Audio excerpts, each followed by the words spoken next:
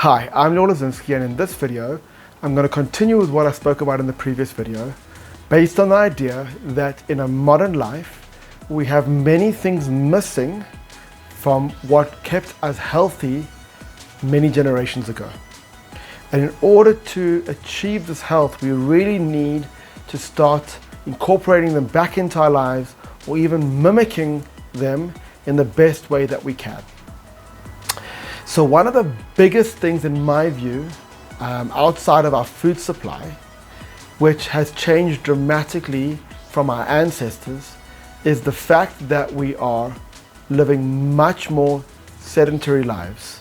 We're much more stuck behind computers, sitting on desks. Even the children are in classrooms for long periods of time, sitting behind desks and not moving.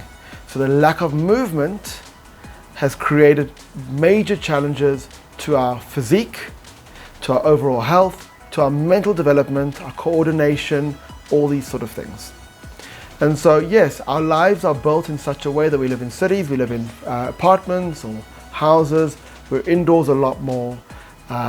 We don't have to go walk down the road for many hours to go get water or food, or go to the market and walk back with baskets or buckets or anything like that. We don't have to go work in the fields. We don't have to commute via bicycle or horse or cart. We're not outdoors moving all the time. So what we need to do is we need to mimic that by putting time aside for movement, specifically exercise. So I'm not going to tell you exactly what type of exercise you should be doing. I can tell you what I've been doing most of my life, because I find that it has the most metabolic advantages for the short period of time. And that is, I like to focus on strength training and slow-based strength training, or high-intensity interval training, which I've done in the past. Also, I played a lot of sport growing up, and so that's very interval-based. Some people like steady, slow movements like running or cycling or long distance walking, and that definitely has good effects. The challenge is the amount of time that we have in the day or the week to be able to get the amount of hours in that are required to give us our health benefits.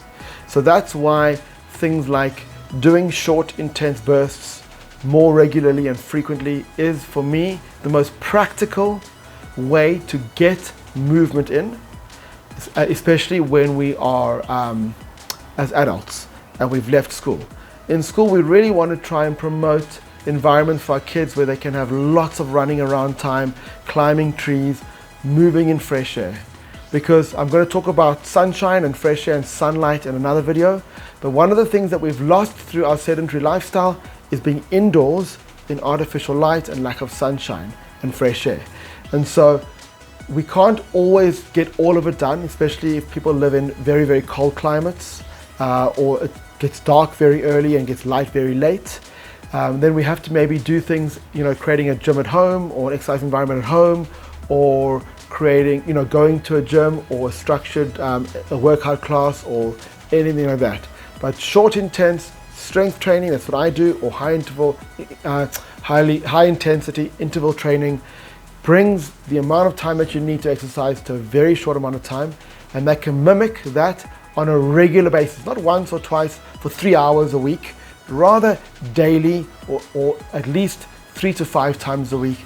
And over time, you'll notice the benefits, not only in your physique and your physical health, but also in your mental health as well, and your emotional health. So take that on board, and we'll see you in the next video.